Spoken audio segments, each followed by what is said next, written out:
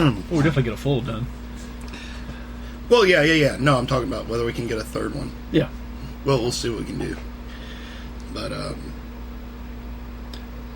let's jump right in. Yes, shall we? Let's. Everybody, welcome to the Scary Dad Podcast, episode 31, dropping on May 15th of 2017. Your boy Scotty and your boy Scary Dad over here talking about Stephen King. Stephen King. You can't talk about horror literature for sure without mentioning Stephen King. Absolutely. And what triggered this episode for me is one of the podcasts that I listen to regularly is the one called Boys and Ghouls. And Boys and Ghouls, I've probably talked about them in the past, but it's a guy and a girl, and they talk about a subject pretty in depth, whether it's a movie or a book or a genre or a trope of some sort, crazy clowns or this or that. And on a couple of occasions, they've done a full in-depth on a Stephen King. Let's call it a Stephen King oeuvre. So they've done Carrie. So they talk about the book, they talk about the movie, they talk about the history of the book, the plot, the production of the movie, the actors, the actresses, the legacy. We're not going to go into that sort of detail on this, but we're kind of into the summer. It's starting to get hot. It's summer reading time. It's pool time, and I recently just picked up Christine again. Hit up a estate sale not too long ago, and they had a whole big stack of old Stephen King hardcover books. Nice. I found a few that way too. And that was one of them. And I read Christine, I think, when I was in high school. So that was going to be like 25 years ago. And I remember, there's scenes in that story that I just remember from a long time ago. Well, Stephen King's ability to immerse you in it and just paint that picture perfectly, it sticks with you for a long time. Absolutely. We also have It coming up, the remake, the movie they just dropped the trailer for. So we're going to... I reached out to Scott and was like, hey, how many Stephen King books have you read? And just like everybody on planet Earth, he said a lot of them. You know what's weird is, have you ever met someone that despised Stephen King? I have, and we'll talk about that in a second. Because I find it I find it somewhat humorous. I know, me too. I got a cool anecdote about that. But let's get into the history segment. It's not very long, so let's just cut right through it, because I want to get to the meat of this. Okay. This might be a little bit shorter episode than we normally have, but every time I say that, it turns into a longer one. Yeah. But just looking at the material. But I want to get past the history segment. It's not very long, but it is kind of cool. And somehow or another, serendipitous, it's relatable. So on this date, May 15th of 1252, Pope Innocent VI issues a papal bull, Ad Extirpanda, which authorizes the torture of heretics in the medieval Inquisition. So we just did our torture episode 2 episodes ago. If you want to know kind of what this guy was authorizing, go hit up episode, 29? Yes, yeah. We actually speak about the heretic's fork, if I'm not mistaken. Absolutely. The tools there. We also recently talked about executions. That would have been episode 27. On this date, in 1536, Anne Boleyn stands trial and is condemned to death. On this date, in 1718, Mr. James Puckle patents the first machine gun. Changed the face of war. Mm-hmm. Not necessarily evil. Well, it's got its share. It's seen its share. They don't have a whole lot of lakes to cement shoes anybody into. But on this date in 1905, Las Vegas was founded. Las Vegas plays a key role in the Stephen King novel The Stand. Yes. And Vegas itself is just... I'm sure you've been. I've been many times. My favorite place to see a concert is Las Vegas. I love going to Vegas for concerts. If you've never been to Vegas, you got to do it at least once in your life, for sure. It's an experience. Oh, this date in 1928, Mickey Mouse premieres in not Steamboat Willie, but Plain Crazy was his first cartoon. Pretty crazy there. trying to see something like 1886 to 1940. So, in episode 30, we said on 5/8 of 1886, the first Coca-Cola was sold. Fast forward about 60 or about 57 years. This date, May 15th of 1940, McDonald's opens its first restaurant in San Bernardino. You can guarantee your ass they sold a Coke. McDonald's, that's just that's kind of a nightmare when you think about it to a certain extent. I go back and forth on McDonald's. I really, really wonder what a McDonald's burger tasted like in 1940. Yeah, if it tasted like cardboard or not. I bet you it tasted wonderful. It probably did. I mean, this mass production all of a sudden takes away from that. Yeah. Know? I was starving the other day. I drove through. It was a 99-cent cheeseburger. I shouldn't have done it, but I did it anyway. It's like that big around. Every time I go to McDonald's, every time I stop in, I look at the menu, and there's absolutely nothing that I want. I mean, I have that little touch of nostalgia, right? So when I was a little kid, we'd go to McDonald's, and it was kind of like a treat. Happy Meals and stuff. It wasn't... We didn't eat it all the time, for certain. My mom was much more of a bologna and cheese type mom. She wasn't big on the Mickey D's. Right. But I remember my grandmother used to call it Mac's House. And we'd go to McDonald's and get the Happy Meal or whatever, but the cheeseburger has shrunk since I was a kid getting a cheeseburger and a Happy Meal. Now, I'm a pretty big dude, but it's like the same size as the bottom of an aerosol can. Yeah. There's nothing to it. It's just like, jeez. The fries are still good. I still enjoy their fries. The fries are all right. I'll give you the fries. The burgers, though, are just... I much prefer... My kids even prefer a homemade burger. I've also noticed, and it's probably just because of all the fillers and preservatives. I've noticed that's a lot about fast food, but McDonald's especially. I can go home and I can get a ball of ground meat. I can flatten it, spice it, throw it on the grill, and I'm talking a big burger. And you eat it, and maybe like an hour and a half, 2 hours later, you're hungry again because your body absorbs all those nutrients. Yeah. I'll eat a crap burger from McDonald's, I'll get full, and I'll stay full for hours. Yeah. Like, there is no nutrient. It takes longer to digest that thing, too, man, just to get it through. Remember my grandmother used to call homemade hamburgers meatball sandwiches. I used to laugh my ass off every time she'd say that. If they're made right, that's what it should be. It's like, you want a meatball sandwich? It's like, yeah, Grandma. Full of burger. Man, that really just... like I said, every time I say, but then we start going on stuff. So, we've talked in the past, we'll do an episode in the future once you get boned up on your reading. But have you read a whole lot of Neil Gaiman? Not a whole lot.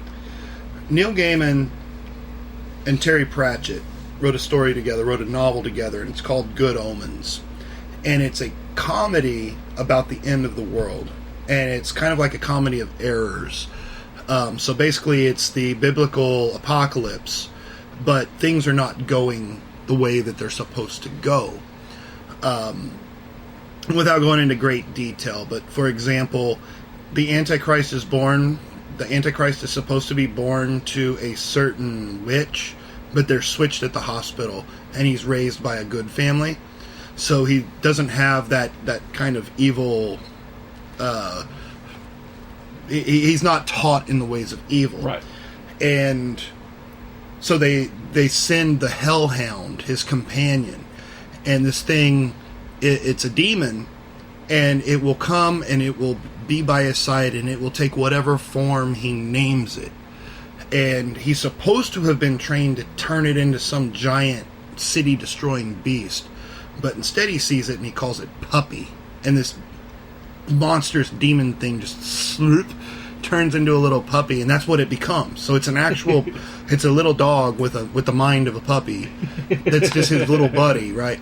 So it's that kind of stuff. But anyway, they talk about the four horsemen of the apocalypse.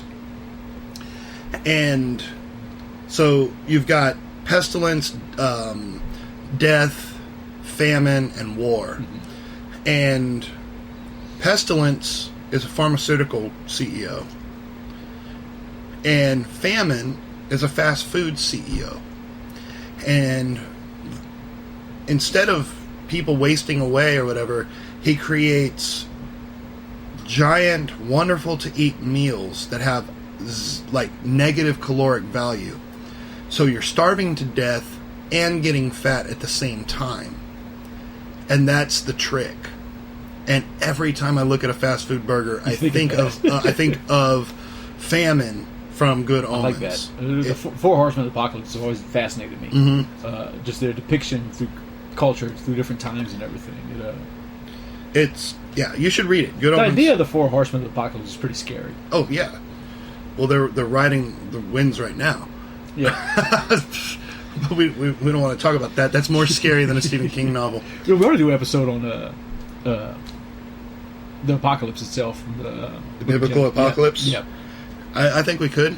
Because I was getting to it with my son the other day. My son wanted to read the Bible just to see what it's all about and everything. And we got into that part. Yeah. That'd be fun. I'll preview this. Man, when I was a kid, so probably like 9 or 10 years old, this church that I went to, small town, Portland, Texas, right outside of Corpus Christi, we had a pastor that was, normally he was pretty, the church we went to was never really very much fire and brimstone. It was always pretty positive. Mm-hmm. It was God is love, not God is vengeance. But he did this whole long, I'm going to say like maybe 3 weeks, maybe a month, so maybe 4 weeks on the book of Revelation. And he had this tapestry. It was like this big curtain hung up across the back that somebody had drawn in. It looked like a picture out of a comic book. But left to right was basically a mural of Revelations. So it had the big dragon, and it had the 666 in the wrists. Mm-hmm. Like, and I remember being a kid just staring at that thing, just fascinated and terrified. Just like, oh my God. Because when grown-ups tell you something's on its way, you believe them. Yeah. And I'm like, oh, I guess I don't need to go to college. This is we could even tie Book of Revelations into Constantine and also Preacher. Absolutely. Yeah, it'll be a fun episode. We'll plan on that. We'll get into that. All right, so notable births this year in 1856. L. Frank Baum, who wrote The Wizard of Oz. Okay. Not any horror. Not many notable deaths. It's, like I said, kind of a slow news day. But Wizard of Oz scared me when I was a kid. Those monkeys, they just scared the hell out of me. I think the monkeys scared everybody. And then whenever they had the remake, the Wiz, starring Diana Ross and Michael Jackson, that one was scary. That was scary. Did you ever see Return to Oz with Fairuza Balk? No, I haven't.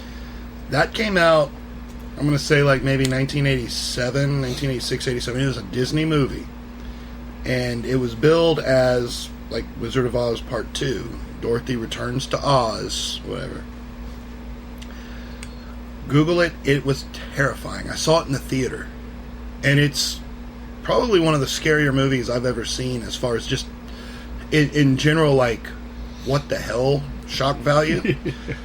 You had these Reavers that were like rollerblade people. So they remember those workout machines that you have a ball, like you have a wheel on an axle, and then you like do like kind of rolling push-ups. They had these attached to their arms, so they had this wheel that their arms just ended into this wheel, and then they had rollerblades on their feet, and they rolled, and when they'd stand up and they'd hit people with that wheel, there was this witch that was chasing Dorothy, and she had a hall full of heads. And all of them were awake and screaming, and she'd walk into the thing, and she'd pull off one head and put it away and then pick up another one. And that was how she disguised herself. Scary as hell. It sounds like it. It was a scary movie. Disney's kind of put that one into the vault. You can find it if you look, but it's scary as hell. Well, especially if you walk into it expecting Wizard of Oz. A Disney Wizard of Oz. Right. Not so much. It was a good scary. All right. So, like I said, we're getting to summer reading, getting to Stephen King.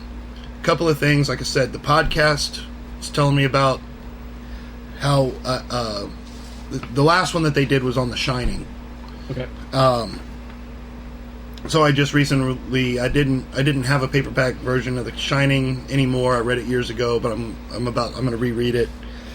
And I picked up Christine, and which is not one of those that you say that you've read, but just that's where I've got a bookmark in it right now. I've got a copy of it, just haven't read it yet.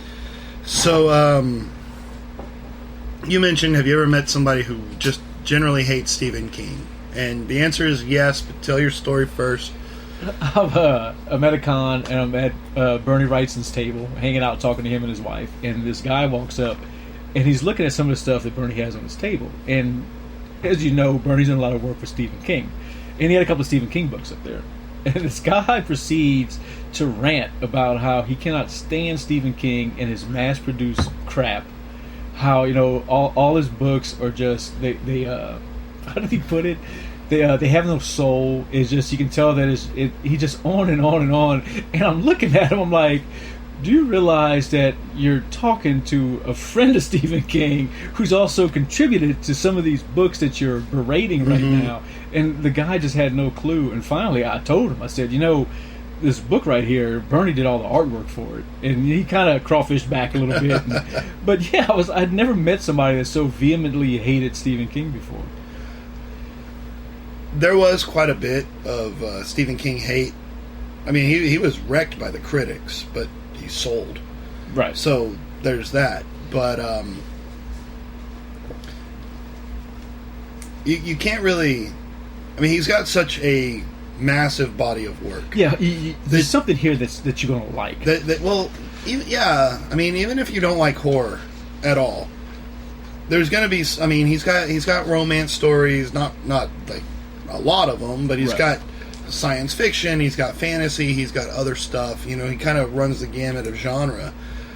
Even he was kind of afraid of being pigeonholed as just a horror writer, which I find odd because when you go to the horror section of a bookstore, it's relatively small. There's not a whole lot of pure horror writers. And most of the ones that have succeeded and maintained in that genre have done really well for themselves. But, man, my dad used to have 2 or 3 books floating around the back of his car when I was growing up. He always had a book. I remember Stephen King books, The Dead Zone, the Christine, whatever, floating around on the floorboard of his car as we were driving around places. But what Stephen King brings to the table in most cases is something that a lot of people just don't really realize. Now, he'll tell you about it. He wrote a book called On Writing, where he explains exactly what he does and how he does it. And for him, it's a clarity and a simplicity of language. Whatever it is he's talking about, he attempts to tell the story in as few words as he can possibly use to get the idea across, and then to build the world around it. So whenever you do read Stephen King, like you said, it's immersive. It brings you in. It draws you in because you don't have to think too hard about what you're reading. The words themselves are so clean, clear, and simply put together that it's like eye candy. It just kind of draws you in and lets you enter this world. Yeah, and your own imagination takes over. And so, to the critics of that you want it to be somehow more complex, somehow more wordy, somehow have loftier goals. Well, there's a billion other writers that you can read. But if you're trying to pick up a scary book that's just a fun read, that's interesting, that might get your blood up a little bit, that's what you're after, and he's the master. He's also better than a lot of other people at being lofty than they are when they're trying to be. Yeah, because he can just in a simple turn of phrase, he can get the point across really, really well, very efficiently. So I want to talk about some of our favorites. I highlighted the ones I've read. You circled the ones that you've read. If we start talking about these, we'll be here all night. So I can just start at the beginning. Okay. I'm going to go through and just check off my favorite ones, the ones that I enjoy the most. Well, I'm going to start with my favorite one, and it's one that you haven't read, but it's Salem's Lot. Yes.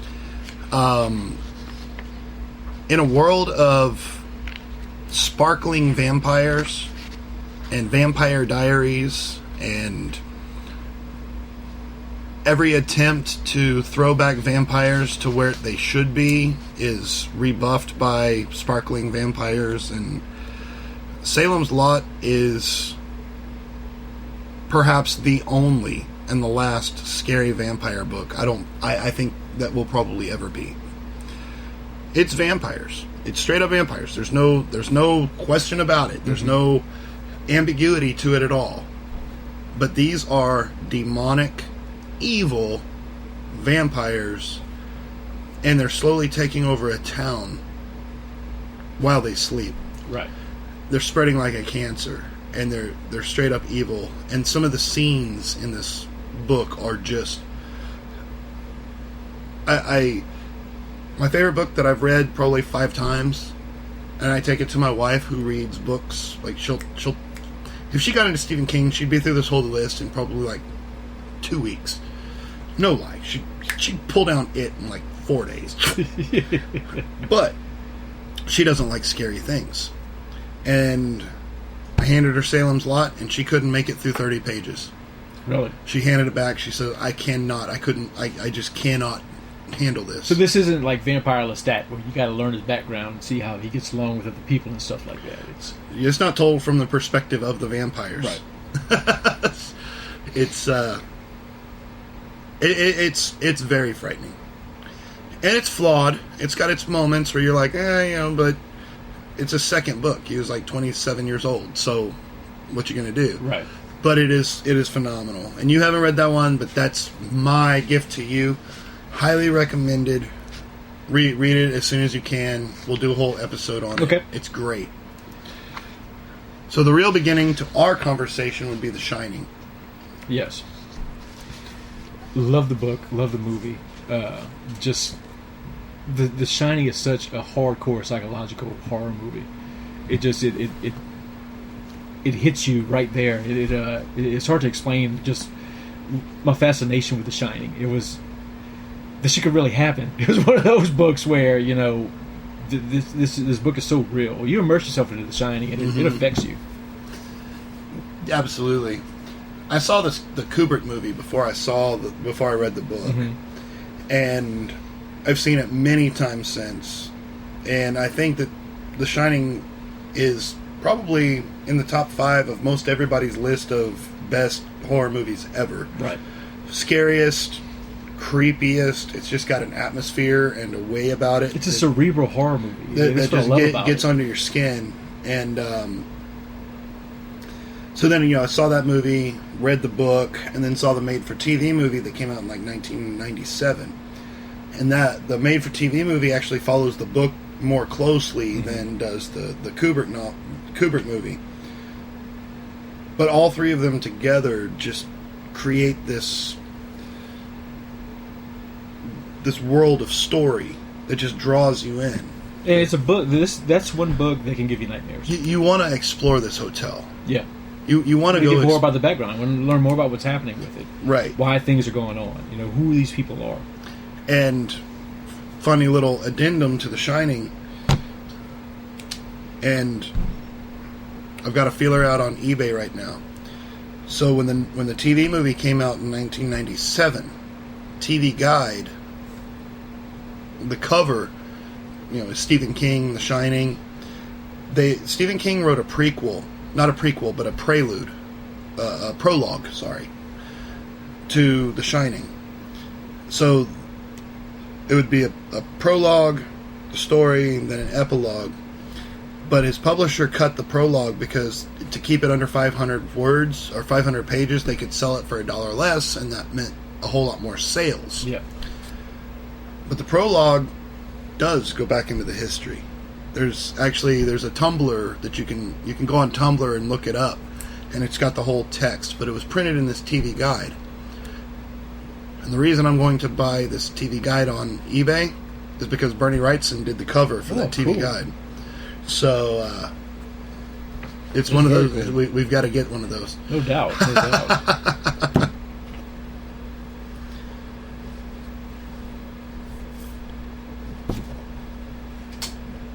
definitely one I will look into. So you marked your favorites. What was your next favorite? Honestly, my absolute favorite Stephen King book is would have to be Skeleton Crew. Oh yeah, I just his collections of short stories I kind of got into and really enjoyed a lot. And Skeleton Crew was, to me, is the better of them. After that, I would say Different Seasons. Different Seasons was more novellas, though. Skeleton Crew was actually some really good short stories that were not long at all, but really hit home. You know, they and just the visuals, his ability to paint these pictures, and just the one story that catches me the most from Skeleton Crew is what is it called? Survival. I think it's called Surviving or something like that. But it's about a guy who gets in a plane wreck while he's smuggling drugs and gets stuck on a deserted island by himself. And it's about him surviving. He's stuck on a deserted island with 2 keys of heroin, and that's it. And it's a rocky place. There's no vegetation. It's not like he can eat coconuts. He essentially has to try to kill, seagulls and catch crabs that are like floating around in different little pools and stuff. And he's also a surgeon who lost his license because of his drug use. And he breaks his ankle at one point, and he sees that it's going to get infected. It's going to get gangrene, and to save himself, he knows he has to amputate. And just the descriptiveness of this story is just it's amazing. And by the end of the story, he's pretty much a quadriplegic with no limbs left. Still trying to survive, using heroin as a way to anesthesize himself to perform these surgeries. And he starts realizing, what, I can eat my calf, I can eat my thigh. And it's a pretty intense story. And just all those stories in that book, they just take you to different places. I've read Skeleton Crew. I don't remember that one. I don't know if that's one of those ones that in maybe a certain edition that I got or whatever. But that was a really crazy one. And just some of the more psychological ones, like the one about the milkman. It's not a very long story. You don't immediately realize what this milkman is doing, but he's essentially a serial killer, and it's told from his perspective and everything. And it's just his ability to paint pictures is really, really obvious in that book, because he goes through so many different genres. Because he also does science fiction, he does horror, he does just all across the gambit. And that's definitely one of my favorite ones.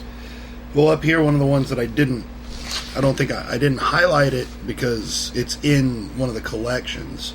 It was in Different Seasons, and it's called The Long Walk. Yeah. And that's one of those that always stuck in my mind, and I think we talked about it on a different episode before. But the story behind The Long Walk is that it's very much like the Hunger Games, only it's all boys.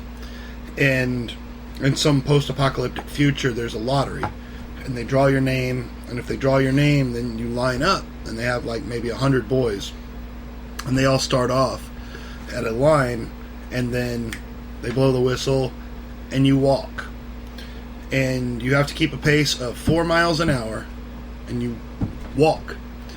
And if you fall behind 4 miles an hour, the whistle blows at you. If you fall down, if you can't get up, then they shoot you. And the walk continues until there's one left. Yeah. And I remember, because I was in high school reading this. I was a teenager. I was the age of the kids in the book. And They describe it as, punched your ticket. Like, he got his ticket punched early on because he twisted his ankle and he couldn't keep up. So every time I hear the word, punch the ticket, that's what you visualize. That's what I visualize, is somebody on the back of the Humvee shooting the kid in the back of the head. Oh, man. That's a rough visual there. So, yeah, but, Different Seasons had The Long Walk, it had Rage, it had Stand By Me. Apt Pupil. Which was Apt Pupil, and, Stand By Me was the body. Yeah. So. And Apt Pupil, actually, that book, that's one of the things that kind of got me fascinated with the whole Nazi regime. Just his ability to just paint that picture of what the Nazis did, and his boy's fascination with it. I wanted to learn more about it. Mm-hmm. Just how macabre they actually got. Which the Apt Pupil book is far better than the movie. The movie, to me, just could not do it justice with the way he was able to do it, paint the pictures with the story. But it's the way that minds can get twisted. Mm-hmm. That's the idea of it. And this boy's fascination just went to beyond just, Have you ever known anybody curiosity. That was just kind of overly interested in something like Nazism, or not Yeah. Nazism as a social movement, but as like the helmets and the imagery and all that stuff? It gets to a stuff? point of it being a curiosity to it being an obsession. I guess it's just to want to learn about something is one thing, but when you become so fervently obsessed with it that it kind of takes over. Yeah, I've seen people like that before. See, I know a lot of people. I wouldn't say specific people, but I know a lot of people that are Civil War buffs, or not Civil War buffs, but World War II buffs, are quite taken. Like they have quite an interest in and a affinity for the Wehrmacht. Their equipment, their tactics, their uniforms, their imagery. Now, to be fair, it was all designed by the government to look cool. Yeah. I mean, it was designed to draw you in and make you want to be a part of it, but that was a lot of propaganda as well. Yeah. But like I said in one of the episodes recently, like, I've always been tangentially interested in like World War I, World War II. I want to know what happened. I want to know why it happened. Want to know where it happened and who was affected. But I've never been specifically interested in the Nazis, the Nazi culture, all of that stuff. And I find it bizarre that people are. Like, I can see being like, oh, as a tactician, if I'm playing a video game, I'd want to play the Nazis for the first 3 years because I'd win. But then I'd get my ass beat in the last two, right? Right. But I don't want to be. I'm not interested in like I am in Superman, I guess. Yeah. To me, it was more of a thing just wanting to see how far they would go and why a human being, like we said before, would go against everything that you should be for. All your human decency, just totally out of the window, and just how far they were actually willing to go is just it's scary, and it's something that shouldn't be whitewashed. You should know that there are evil ass people like that have existed and could possibly exist again.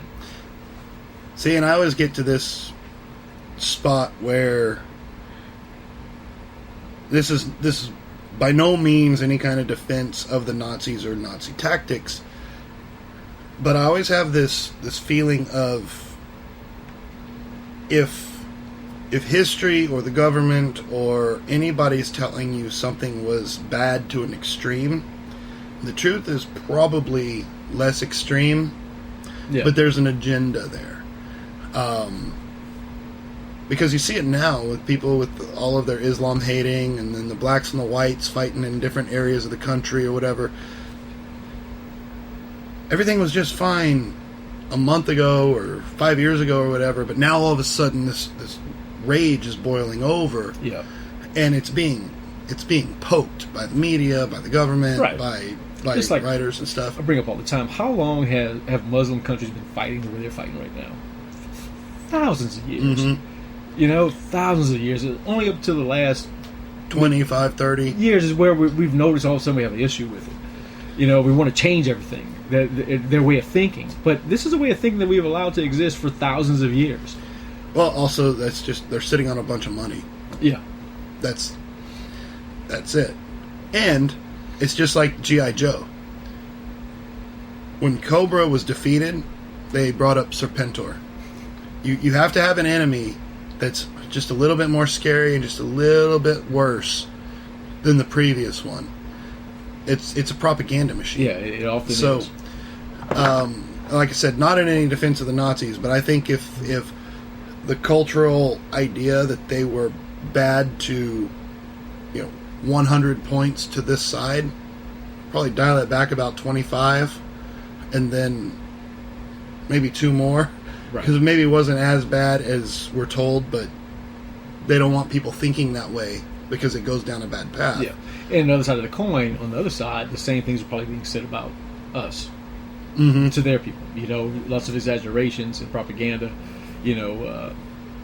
It's a two-way street. I mean, it happens. Absolutely. You gotta try to be able to see through it if you can. All right, moving on. You have Pet Cemetery marked? Yes, I do. That's one of your favorites, really? Yes, I love Pet Cemetery a lot. the book more than the movie. To me, the book just goes above and beyond what the movie went, as far as just once again immersing you into the story. Absolutely. Pet Sematary, I would have to say, is probably one of my least favorites. You didn't like it? I enjoyed it for what it was, but it was so dark. Yeah, it's a very dark. I think it's probably among his bleakest works, in that even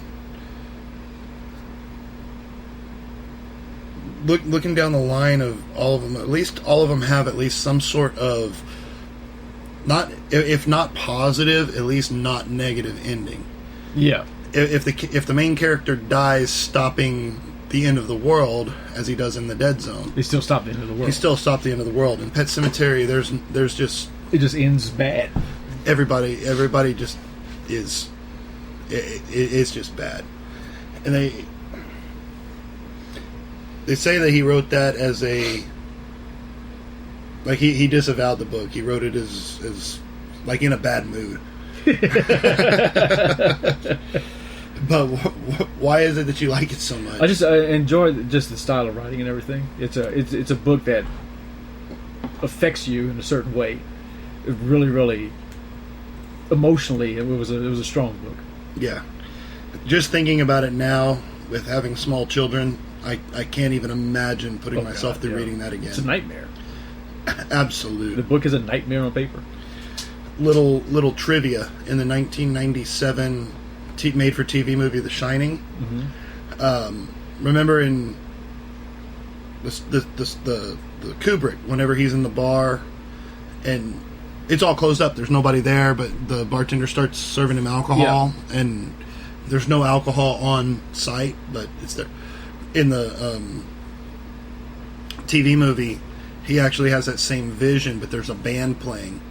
And Stephen King himself plays the band leader, and the band leader's name is Gage Creed. Really? Yeah. That's pretty wild. Interesting. Yeah, it is. He has all those little throwbacks to his other stories. Yeah, he connects a lot of stuff like that. I don't want to go into Pet Sematary too much. Pet Sematary wrecked me for a while. I read that when I was in high school. We'll jump right into something more interesting, which is Cycle of the Werewolf. Which, on the literary side, the book isn't the best Stephen King book, but the way I look at it is an accompaniment to the movie, which I love the movie Silver Bullet so much. It's one of my favorites by far. Just Gary Busey in that damn movie is just classic. No, it's Corey Haim. Corey Haim, yeah, he plays the young kid in the wheelchair. It's a really good book. I like how it's told from the perspective of the sister. It's a fun read. It's not a real involved book. Very short chapters. Good illustrations, of course, by Bernie Wrightson. But adding a movie to it also, I think they did a good job with that movie. Well, and we'll get into this after we cut through a few more. Yeah. I'm looking at the ones you have checked because I didn't recheck. Have you ever read it? Yeah, but it's been a long time. I've only read it once. It's long. You shouldn't. Nobody should expect you to have to read it more than that. You saw the movie. Yeah. I honestly think that it is probably one of his magnum opuses. Probably one of his best works. It just want to hit home with a lot of people. I mean, it's a great movie. I saw a shirt the other day. I almost bought of Pennywise, where it's Pennywise saying, "Aren't you going to say hello?" He just has this way of tapping in to your fears, your emotions, however it may be. He's just got this way about him. And you're familiar with the author Louis L'Amour? Yeah, wrote a bunch of westerns. Yeah. Louis L'Amour wrote a tremendous amount of books, and a lot of times he'd travel to the places he was writing about, and he would sit there and actually write in these places to be able to absorb the atmosphere and the ideas of things. And Stephen King, in one of the forewords to one of his books, is talking about how people always ask him where he gets his ideas, and he says, "I don't know. I just think about what." He says, and you can't ask that. He's like, if Louis L'Amour was to sit next to a lake, he might imagine the Native Americans coming there to water their horse. He says, I think about the thing that may have died in the lake years ago that the Native Americans fear. It's just perspective. It's not a matter of right or wrong, good, better, or best. It's just the way we see it. And a good writer, I don't know, he is somewhat humble for somebody who's so successful. A writer who's telling the truth talks about what he sees. So a lot of the criticism for Stephen King about being a hack, so you've got The Shining, The Demon Hotel, and then Cujo, the demon dog, and then Christine, the demon car, and then It, the demon clown. Yeah. It's like, it's kind of a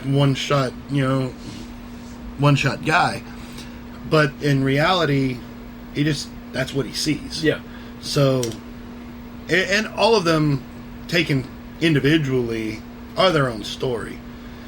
If you do what Stephen King did and write the Dark Tower series to come all around and tie everything back together,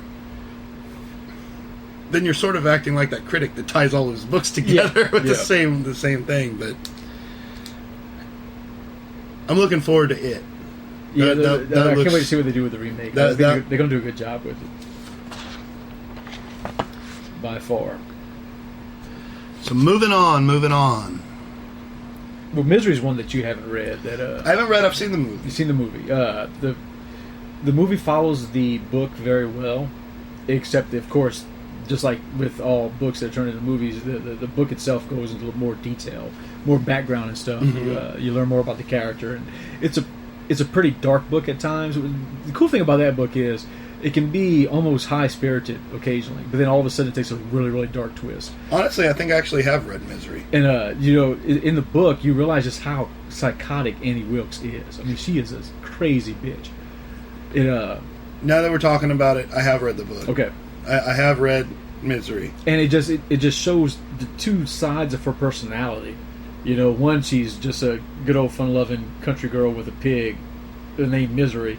And the other side, she is a truly psychotic woman that is sick and twisted in the way she wants to do things. I mean, in the book, when she hobbles him in the book, it is so much more intense than the movie itself. You actually wince when you read about it. Yeah, and well, that's what made me remember that I have seen that. Because honestly, in my mind, because I didn't, I read the book after I saw the movie. But Paul Sheldon, I didn't see him, the actor. I can't think of his name.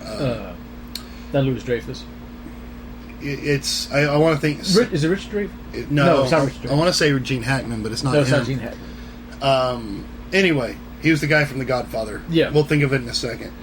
I saw her. I didn't see him. In the book, I saw different. And so that's why I keep thinking of, not him getting his legs broken. Right. Not him laying in the bed and watching her go crazy. Well, in the book, she actually cuts his foot off instead of just breaking it. She hit it with a hammer. Yeah. To start. Right. And then... Yeah, it's when he kills her in the book itself, it's a lot more detailed and graphic, and I enjoyed the book a lot more than the movie. The movie was good, though. What's her name? Kathy Bates did an awesome job playing Annie Wilkes. She's a great actress. She is. I think that movie made her career. Oh, yeah. Definitely. Let's see what we got next. You want to talk Needful Things? I'm talking about Needful Things. Needful Things was one of those that I normally do not... I don't normally like... I do like atmospheric. I do not like writing that is, for lack of a better word, unclear. You'll have some writers, especially some upper echelon artistic, in air quotes, writers that will intentionally obfuscate what they're saying in order to make it seem dreamlike or outside of reality or high-minded. They want you to finish the thought. Cormac McCarthy is one of those, where he uses a whole bunch of incomplete sentences and run-ons and strange little asides instead of a straightforward narrative, that it's supposed to create some kind of a picture in your head, but for me it just doesn't work. Right. And I always end up being like, what? And I'll go back and I'll reread all of the words that are on the page, and I'm still left with an incomplete picture. Yeah. And he did that in Needful Things, but he did it to great effect. So in Needful Things, sort of similar to in Salem's Lot, the guy shows up in town, he's opening the antique store. It's called Needful Things, and the antique store is full of basically your heart's desire. So you go in, and it's anything you ever wanted. So for us, it would be an Action Comics #1 for $5,000. And you're like, that's $1 million comic. And he knows what he's got, but he'll explain to you why it's only $5,000. But he also knows that you want it so bad. So you go clear out your bank account, you buy the Action Comics #1, and you go home, and you're just in love with it, and you're looking at it, and it's the pinnacle of comic book ownership for a comic book collector.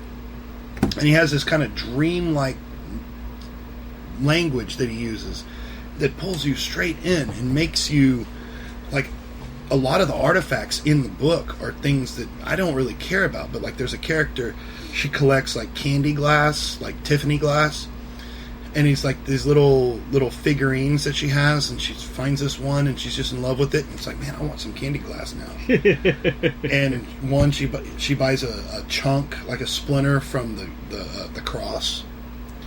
Is it the cross, or it's either the cross or Noah's Ark, but I think it's Noah's Ark, because then he dreams and then he's feeling the boat roll under him, like he's on the boat. Right. He's feeling the reality of being on Noah's Ark and stuff like that. And it's just so, it gets into your head, but it also gets into your dreams. Yeah. And then when everything starts turning bad, you knew it the whole time. Don't buy that. Don't take it. Yeah, don't fall for it. Because at the end, you've end up getting into a fight. That Action Comics #1, you end up getting into a fight with your wife because that $5,000 you needed for your kid's medicine, and now your kid's dying, and you argue with your wife.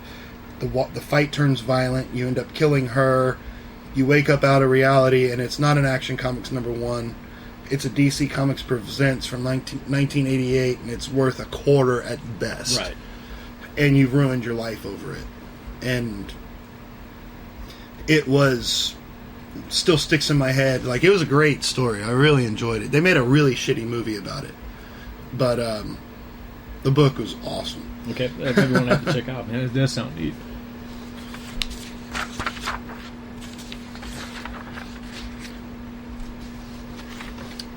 What else we got? Well, let's see. Desperation and the Regulators. That was an interesting experiment. Were those two tied together, or? Sort of. Okay. So, yeah, I see right here. One of them is Stephen King, and one of them is Richard Bachman. Mm-hmm. And they have similar elements, but they're not the same story, but the characters are named the same. So it's as if two writers wrote two different stories using the same characters with the same personalities and put them in two different universes. Right. And for those unaware, Richard Bachman is the pseudonym used by Stephen King. Right. Stephen King got famous when he wrote Carrie. He went from complete obscurity to massive fame, like almost overnight. And a lot of his critics were calling him a hack, saying that he's a one-trick pony, he's a one-hit wonder. Then he came out with Salem's Lot, and it was another bestseller. And followed that up with The Shining, which, The Shining, the book came out in 1977. The Kubrick movie came out in 1980 or 81. Mm-hmm. So just short time turnaround since I think they filmed the movie for 2 years. Yeah. Stephen King wondered if his critics were correct, and maybe he was a hack. Maybe he was just lucky. So he started submitting manuscripts under the pseudonym Richard Bachman, and he got a few through, but he got published, and Richard Bachman was becoming popular as well. And either an editor or a critic recognized that the styles were the same and outed him. Like, I think this guy's actually Stephen King writing under a different name, and that then he's used the pseudonym from time to time ever since. Yeah. Whenever he wants to write something that's not in his normal game. So I think that was there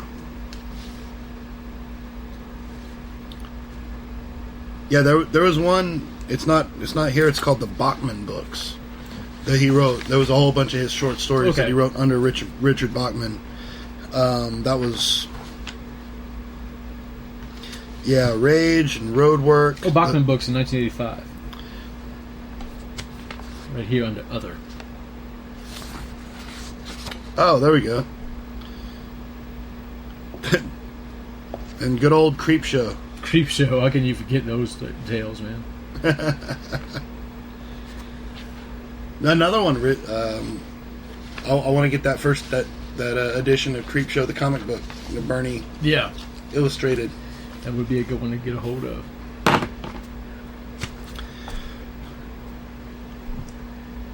I believe that's kind of a good primer.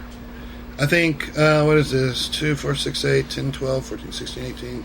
There's 55 books and a whole bunch of collaborations, compilations. Compilations, yeah. Screenplays, everything else.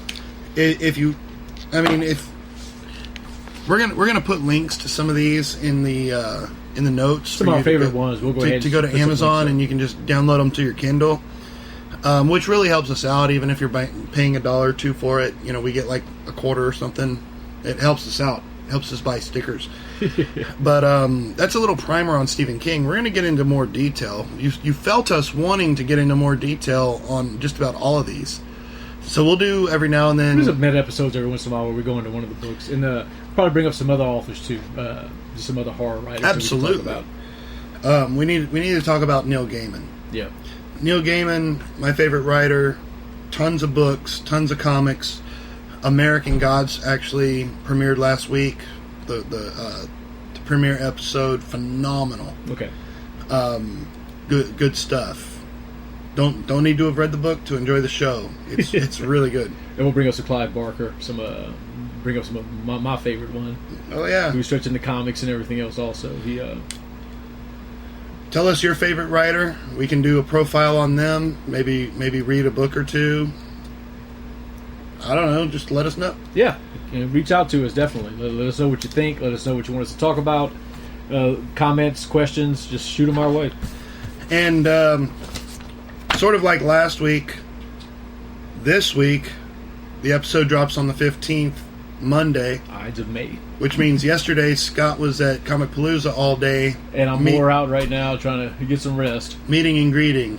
And we can't talk about Comicpalooza because it hasn't happened yet, but we're talking about it now as if it happened yesterday because it did, because we're wizards.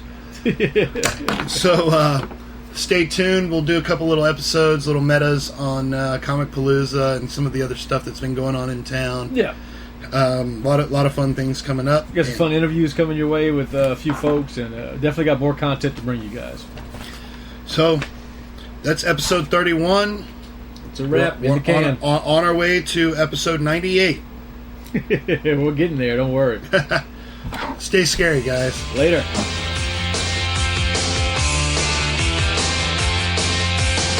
Under the October with the steamboats, ancient goblins and wallows come at the grand light making a sound. The smell of death is all around. And at night when the cold wind blows, no one cares, nobody knows. I don't wanna be buried in a pet cemetery. I don't want to live my life again. I don't wanna be buried in a pet cemetery. I don't want to live my life again. Fall addicted to the sacred place. this ain't a dream, I can't escape. Molars and fangs that are picking up bones. Spirits moaning among the tombstones. And at night when the moon is bright, someone cries, something ain't right. I don't wanna be buried in a pet cemetery. I don't want to live my life again. I don't wanna be buried in a pet cemetery. I don't want to live my life again.